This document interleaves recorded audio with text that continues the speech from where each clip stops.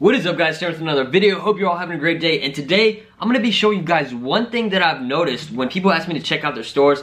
I don't do it too often because so many people ask me, and I feel like if I look at one person's, then I need to look at everybody else's that sends me a message, and I get a lot of messages, so it's hard for me to keep up. But there's this one thing that I've noticed, and it's really started to bug me, so I figured that I'd just make a video about it just to make sure that you guys do not do this and that you actually make sure you're avoiding this at all costs, because this is something that's going to very much decrease your conversions and make the chances really small for you to actually make a sale on your dropshipping store. Before we get into this video, guys, make sure you drop a like on this video if you like what you see, you want more content like this, and make sure you drop any video ideas below that you want me to make, and I might make it. So now let's get into this and get on my computer and show you what's going on. Okay, so now we're on my computer here, we're on AliExpress, and if you watched my video from yesterday, I showed you guys a simple little trick to increase your conversions. So just on this test store, I'll show you guys how to do that. So now I'm gonna show you guys what I see a lot of people do wrong. So this is just a very basic, it's literally nothing. This is a blank website. I haven't done anything to it. It's completely brand new. I just created it for testing purposes to show you guys some things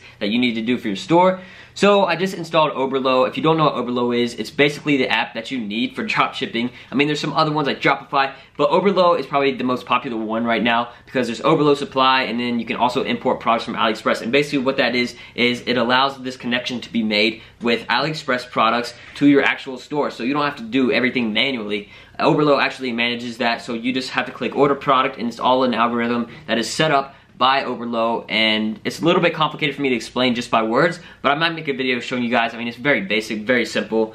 But anyways, let me show you guys what's going on here. And this one thing that's going on, and that one thing is people not making their own descriptions. They're importing products from AliExpress and they're not changing the descriptions. They're leaving exactly what is there. So let me just show you guys an example. So let's just search up watch, because, you know, that's the basic thing. Don't sell watches.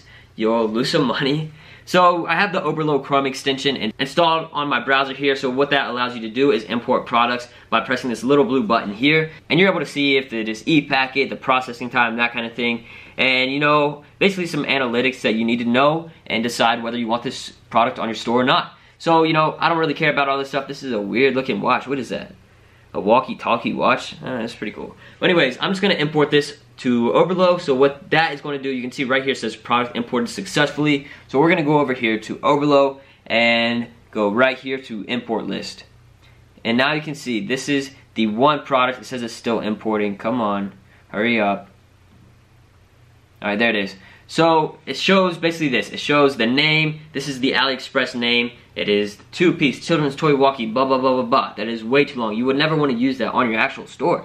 And the description, you know, it's basically just some specifics, the type, gender, model number, age, classification, all this kind of stuff that suppliers want you to know and, you know, put there onto the product description for AliExpress, because their goal is not to sell, you know, to people like marketing wise. They want people to buy in bulk. But on AliExpress, these suppliers don't really, you know, spend a lot of time trying to create a catchy description, because it is on AliExpress. It's a giant marketplace. There's tons of competition. So they just stick to the specifics, sort of like Amazon. So we go back here to Oberlo. This is a product, shows the description, goes to the variants, and all the images that you're able to choose to import. So now after you do this, all you do is press push to shop. So now we go back here to my store, products, and here is the product. It shows how many is in stock, and there's the description. And this is the mistake I see people make. Let's go to my online store here.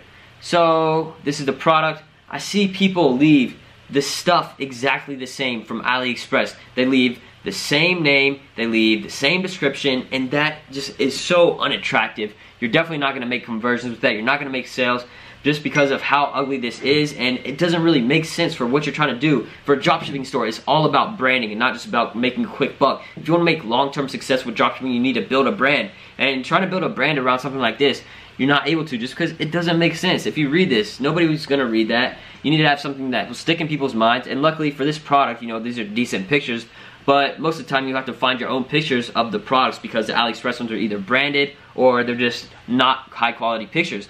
So the descriptions, you don't want this. You don't have to keep all these specifics in here. You want to create something that's actually catchy and allows people to, you know, actually want to buy it from your store. So if you go a few videos back, I showed how I create product descriptions that convert. So go check that out. It's a few videos back. I don't know how many exactly. But guys, that is very important. Create a name. So what I would do with this, I would name this walkie-talkie watch. So depending on whatever niche this store was in, I would change the name, vary it a little bit depending on the name, and you know, sort of, if I had like the test run walkie-talkie watch. And then I'll create a little description like this with a few sentences with a catch, like, do you ever go outside and wish you could connect with your friends and short distances?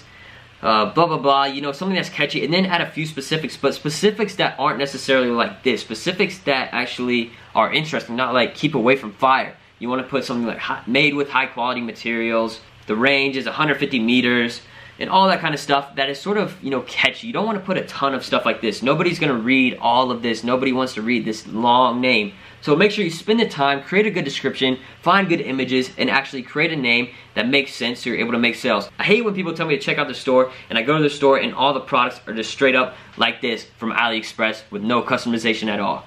So this is just a quick tip, guys. Hopefully you enjoyed this video and it helps you out for the future. Some of you guys that are new to dropshipping, make sure to leave a like, comment, and subscribe. Peace.